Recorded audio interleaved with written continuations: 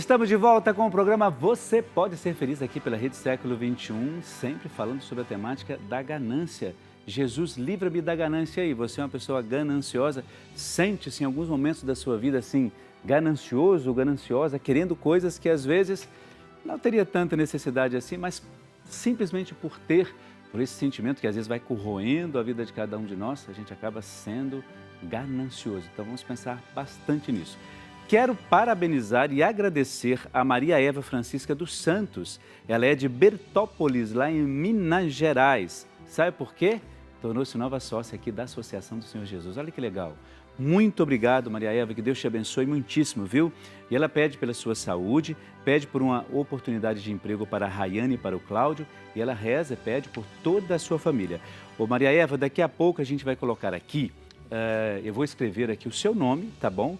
Nesse livro que nós estamos chamando, né, que a gente chamou já, o livro de consagração perpétua. Então, no intervalo, eu vou aproveitar e escrever o seu nome aqui. Sabe por quê?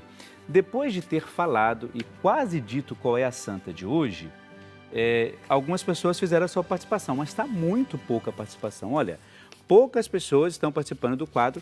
Que santo é esse? Será que o pessoal está dormindo um pouco mais hoje? Ou será que está difícil? Ainda mais que eu falei depois, Nossa Senhora aí. Ainda mais que eu falei aqui do escapulário, olha que absurdo.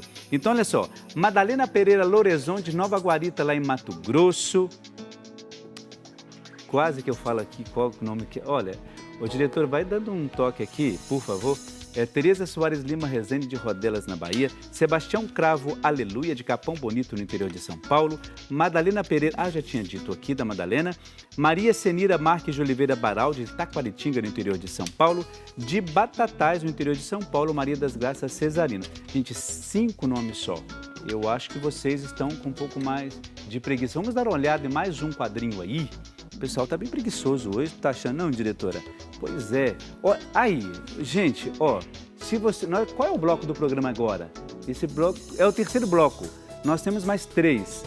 Terceira dica, eu nem precisaria de dica, né? Mas vamos dar mais uma terceira dica? Qual a origem, aliás, a origem dessa devoção é no século XII, exatamente isso. Quando um grupo de eremitas começou a se formar no Monte Carmelo, na Palestina. Gente, é muita dica boa, né? Muita dica boa. Então, olha só olhar a imagem, a pessoa já... Eu inclusive, vou ligar para aqui o 0800 777 0021 ou então no 019 387 9620 para concorrer a esse terço das mãos ensanguentadas de Jesus. Que imagem é essa? Né? Que santa é essa? Vamos colocar então aí a sua participação. Ligue já, ligue, porque aí você vai concorrer de maneira muito importante a esse terço das mãos ensanguentadas de Jesus, ok? Isso aí, já que nós estamos falando de ganância, eu queria, antes de chamar um vídeo, conversar com você sobre isso. A temática de hoje, a gente começou lá falando da questão do ter, não é? Você sabe que, para mim, existe uma regra muito básica para trabalhar esse tema, que é a pessoa de Jesus. A regra básica é observar aquilo que Jesus fez, aquilo que Jesus acreditou, aquilo que Jesus ensinou. A regra básica para a gente ir. Quando Jesus enviou os seus discípulos para continuarem a sua missão, Jesus disse uma coisa muito bonita, e que deveria ser empregado para todos nós. Ele falou com os discípulos, mas eu sou discípulo e você também é. Se eu sou discípulo e você também é sinal de que nós temos que seguir tudo isso de uma maneira muito mais tranquila e observar isso com muito mais propriedade. Sabe por quê? Jesus disse assim, olha, quando vocês forem lá anunciar, não levem 2 sacolas, não levem sacola, não levem 2 túnicas. Onde vocês estiverem, fiquem ali. Comam do que derem, trabalhem, aquilo que for necessário trabalhar, mas Jesus diz isso, sabe por quê? A liberdade de você não se apegar às coisas é fundamental. Vou dar um exemplo para você, que me tocou muito há uns 10 dias. No início de março, obviamente deste ano, nós assumimos uma missão. Nós, missionários do Sagrado Coração, a minha congregação de padres e irmãos, nós assumimos uma missão na África, numa cidade lá em Moçambique, numa diocese chamada Pemba. E mandamos 2 missionários para lá. Um missionário, o padre José Eduardo, ele é muito afeito a essa questão das mídias sociais. Ele posta sempre no Facebook, faz os seus, as suas lives lá no Facebook, falando da missão. E ele sempre posta fotos junto com o trabalho, que é um belíssimo trabalho que ele tem feito lá, uma situação, um lugar de muita miséria, muita dificuldade. E ele está felicíssimo. E sabe, numa das postagens que me chamou muita atenção, é o seguinte, ele posta lá buscando água para ter que lavar as coisas, né, e cuidar das coisas da casa, e para beber. Ele junto com as pessoas, junto de um poço, né, e lá ele na filinha com um baldezinho, junto com as pessoas. E ele diz assim, não há coisa melhor do que a sensação de liberdade, de não ter a preocupação com as coisas. Isso me chamou a atenção de uma maneira que eu falei assim, caramba, como a gente, às vezes, perde tempo com coisas. Não estou dizendo que a gente não tem que ter essas coisas. Eu não estou dizendo que nós não vamos ser um outro São Francisco de Assis, não é isso. Porque a gente precisa de coisas, precisa infelizmente do dinheiro para se relacionar com as coisas, para ter, para comprar, troca, moeda de troca, esse dinheiro. Mas assim, o que me chama a atenção é isso. Ele dizer assim, olha, hoje eu sou muito mais livre. Ele não quer dizer que bom que aquelas pessoas lá são privadas de tudo, não é isso. Tanto que ele está lutando para que aquelas pessoas tenham um mínimo de dignidade. Mas o que ele está dizendo é, a gente não precisa se fartar com tanta coisa. Para que isso? Não é? É isso que ele está dizendo. A atitude do padre Eduardo foi uma atitude de denúncia. Eu achei muito bonito isso. Ele está lá com o seu baldinho lá, esperando a sua vez de pegar água. Ele diz, está tudo bem. Ele está lutando para que aquelas pessoas de lá não sejam oprimidas, não sejam escravizadas, para que elas tenham um mínimo de coisas, para que dê a elas a dignidade que é necessário, que é de direito.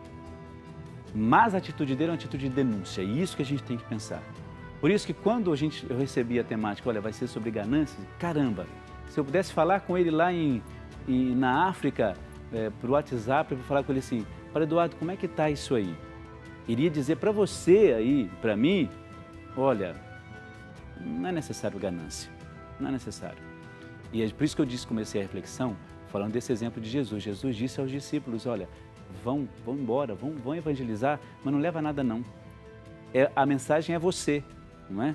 E o Padre Eduardo está fazendo isso com muito carinho, com muita precisão. Missionário de verdade, sem ganância, tá bom? Agora é claro que a gente vai saber o que é que Jesus pensa de tudo isso, não é? O que é que Jesus tem, né? Como é que Jesus, ao longo de toda a sua vida, falou sobre essa questão do ter, do não ter? Gostaria que você acompanhasse esse vídeo comigo. Vamos assistir.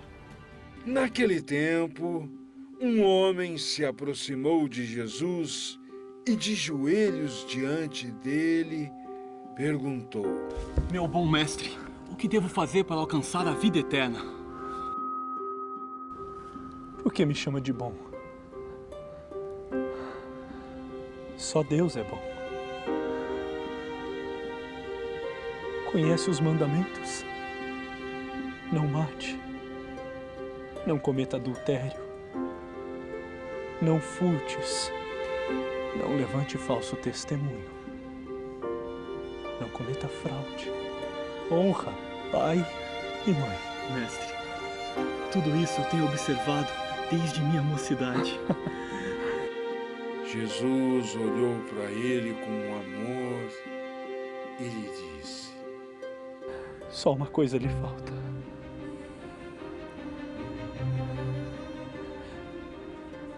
Se você quer mesmo ser perfeito,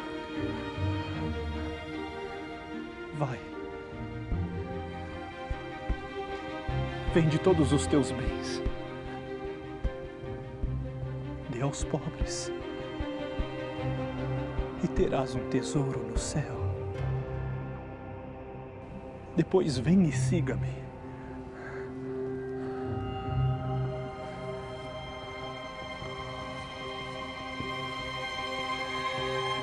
Quando ouviu isso, O jovem ficou abatido e foi embora cheio de tristeza, porque ele era muito rico. Como é difícil um rico entrar no reino dos céus. Os discípulos ficaram muito espantados quando ouviram isso. Filhinhos,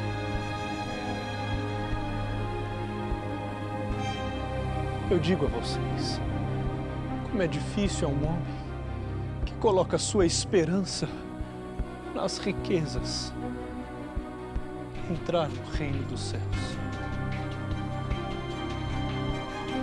É mais fácil um caminho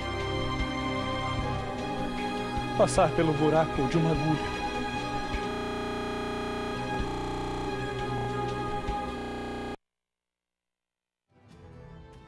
Uma referência desse texto bíblico, enquanto estava...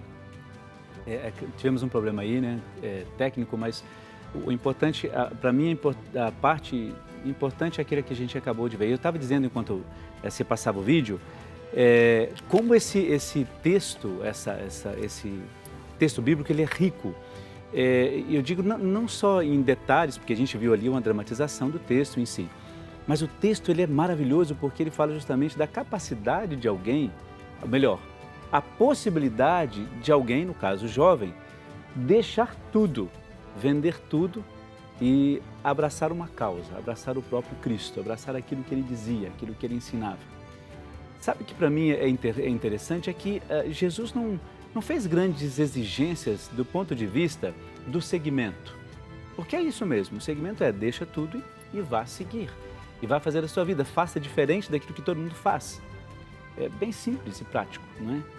Agora, do ponto de vista econômico e do ponto de vista daquilo que o rapaz tinha, era muito complicado. Porque ele, naquele momento, ele iria abrir mão de tudo, do que tinha. Mas eu acho que a mensagem vai além disso. A mensagem não é especificamente o que ele tinha, mas o que ele podia fazer com o que ele tinha, que é bem diferente. E eu até entendo assim, se a gente for pensar um pouco nessa questão, nessa dimensão daquilo que esse homem podia ter feito com o dinheiro dele, seria ideal e seria muito interessante. Porque Jesus, naquele momento, dizia ele assim, olha, você pode fazer muito com aquilo que você tem. E talvez nós pudéssemos aprender de outra maneira isso. Será que não seria o caso, por exemplo, de a gente pensar nessa pergunta de Jesus, dar uma traduzida nela, para ver se de fato não é isso que a gente poderia compreender de outra maneira? Vamos supor que Jesus tivesse dito a esse rapaz assim, olha só, tudo aquilo que você tem como você ajudar outras pessoas? Tem como, com toda essa riqueza que você tem, você partilhar um pouco e ajudar aquelas pessoas que têm muitíssimo menos do que você? Será que se Jesus fizesse essa pergunta, ele continuaria ali e seguiria o próprio Cristo? O fato, assim, de ele ter uma outra compreensão daquilo que Jesus disse. Será? É importante a gente pensar e colocar isso como uma referência também. É a mesma coisa que eu disser para você assim, abra o teu guarda-roupa e vê o que tem ali. Tem coisa que você não usa? Eu vou dar isso então para outra pessoa. Ótimo! Muito bem. Agora, a pergunta que quero é a seguinte, que talvez não queira calar, é o seguinte, por que você dá aquilo que você não usa? Porque não te serve mais? Qual vantagem você está fazendo em relação a isso? Responda para mim.